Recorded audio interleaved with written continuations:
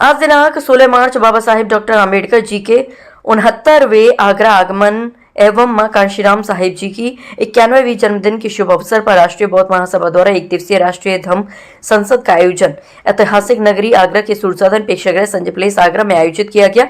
राष्ट्रीय धम्म संसद की अध्यक्षता धर्म प्रकाश भारतीय बौद्ध संस्थापक एवं पूर्व विधायक द्वारा की गई। राष्ट्रीय धम्म संसद में मुख्य अतिथि पूज्य भदंत AAAB ज्ञानेश्वर महास्थीवर जी रहे। राष्ट्रीय धम्म संसद में 28 से 30 प्रदेशों के साथियों ने भाग लिया। राष्ट्रीय बौद्ध महासभा, महिला विंग, सामाजिक न्याय परिषद एवं धम्म सेवक संघ के पदाधिकारियों एवं उपासक उपासिकाओं ने सहभागिता की। सुबह 9 बजे से सायंकाल 5 बजे तक चला धम्म संसद का शुभारंभ पूज्य भिक्षु संघ द्वारा बुद्ध वंदना से किया गया। धम्म संसद में वर्मा देश से पधारकर भारत में लंबे समय तक बौद्ध धर्म प्रचार प्रसार में निरंतर कार्य कर रहे पूज्य भदंत ज्ञानेश्वर महास्थीवर जी को भारत धम्म रत्न उपाधि से सम्मानित किया गया। न्याय राष्ट्रीय संसद में राष्ट्रीय बौद्ध महासभा के या संविधानों की संसद पूर्व सर्व प्रश्न के माध्यम से अपने महत्वपूर्ण बिंदुओं पर अपने विचार रखे। सुनापान मनात कामना उपयंत कार्यक्रम समाप्त किया गया। संपूर्ण भारत को दोबारा से हम लोग विश्व गुरु बनाना चाहते हैं, सोने की चिड़िया बनाना चाहते हैं।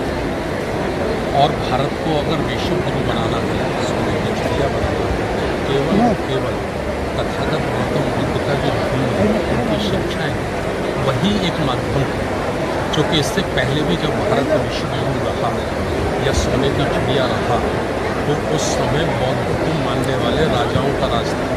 बुद्ध शासनकाल था, बुद्ध की शिक्षाओं के अनुसार चलने वाला शासनकाल था।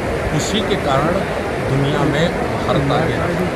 लेकिन कुछ कारणों से, विदेशी आक्रमणकारियों के कारण भारत की वो श्रमण संस्कृति सभ्यता को खत्म कर दिया गया और वर्ण व्यवस्था और जातिवाद यहाँ लागू हो गया। उस जातिवाद के कारण, वर्ण व्यवस्था के कारण हमारा देश 1000 वर्ष तक दूसरों का गुलाम है। मैं तो कहना चाहता हूँ कि हमारे देश में इस बात पर बहस होनी चाहिए। 1 महीने तक सारे टीवी चैनलों पे, सारे मीडिया में, सारे बुद्धिजीवी वर्ग में इस बात पर बहस होनी चाहिए कि हमारा देश गुलाम क्यों हुआ, कारण क्या था। अगर इस पर बहस होगी तो दूध का दूध और पानी का पानी हो जाएगा। धम्म संसद के माध्यम से हम जो चाहते हैं वो भारत के प्रत्येक नागरिक को बुद्ध की शिक्षाओं से जोड़ना चाहते हैं और वो बिना संगठन के नहीं हो सकता। इसलिए हम लोग चाहते हैं कि गांव, पंचायत, ब्लॉक, तहसील, जिला, मंडल, संभाग कम से कम 5 प्रशिक्षित धम्म प्रचारक हम लोग तैयार करें। उसके लिए हमने एक आज संविधान का मसौदा पेश किया है, जिसके कारण आने वाली जो जनरेशन होगी हमारी, उससे मार्गदर्शन लेगी और उसके मार्गदर्शन के अनुसार सतत चलने वाली प्रक्रिया हम भारत में लाना चाहते हैं।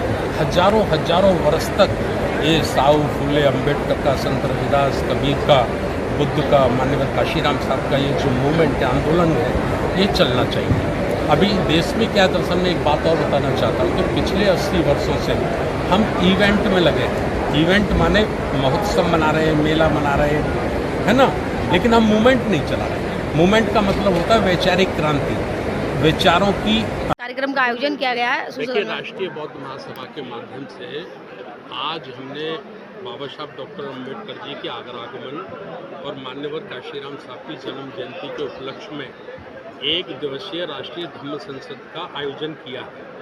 और ये इसलिए आयोजन किया गया है कि हम लोग चाहते हैं कि जैसे हमारा देश कभी सोने की चिड़िया था, हमारा देश विश्व गुरु था, समूचा जम्मू द्वीप बौद्ध में था, तो कुछ विदेशी आक्रमणकारियों के कारण हमारी ये श्रमण संस्कृति की व्यवस्था को तहस नहस कर दिया, ख़त्म कर दिया। और उसका नतीजा ये हुआ कि हम 1000 वर्ष तक दूसरों के गुलाम रहे।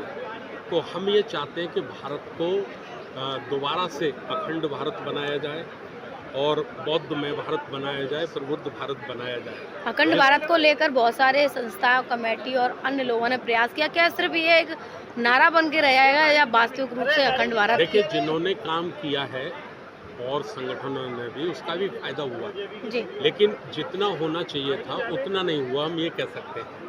हम लोग राष्ट्रीय बौद्ध महासभा से हमने सबसे पहला संकल्प तो ये लिया है कि हम बरस के 365 दिन भी काम करेंगे।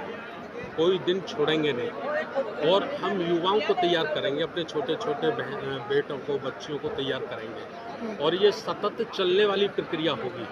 हजारों हजारों वर्षों तक ये प्रक्रिया सदैव चलती रहेगी। कहाँ से लोग इस कार्यक्रम में सम्मिलित रहे? 28 राज्यों से लोग, झारखंड से हैं, दिल्ली से हैं, उड़ीसा से हैं, गुजरात से हैं, छत्तीसगढ़ से हैं, महाराष्ट्र से, 28 राज्यों से, जम्मू कश्मीर से हैं। तो 28 राज्यों के इसमें धम्म प्रतिनिधियों ने भाग लिया और बहुत जल्दी हम भारत के संविधान को सही रूप में लागू करवाएंगे आने वाली सरकारों से। सरकारें चाहे जिसकी आए जाए, हम लोग तो गैर राजनीतिक रूप से काम करेंगे, लेकिन हम सरकारों को मजबूर कर देंगे ईमानदारी से काम करने के लिए। ठीक हो, थैंक यू। मैं डॉक्टर आनंद भलेराव महाराष्ट्र से। क्या कहना चाहेंगे, किस तरह सा आज कार्यक्रम किस जगह पर किया गया है? ये अच्छा हुआ है, ये हस्ती कार्यक्रम यहाँ पर बनाई गई और यहाँ पर धम्म संसद के कुछ निर्णय लिए गए और आगे का अधिवेशन औरंगाबाद में लेना है, राष्ट्रीय अधिवेशन अक्टूबर में। किस तरह से लोग अन्य जिलों से, अन्य जगहों से काम कर रहे हैं और कितने? ऐसे तो पूरे 28 स्टेट में हर जिले में काम कर रहे हैं।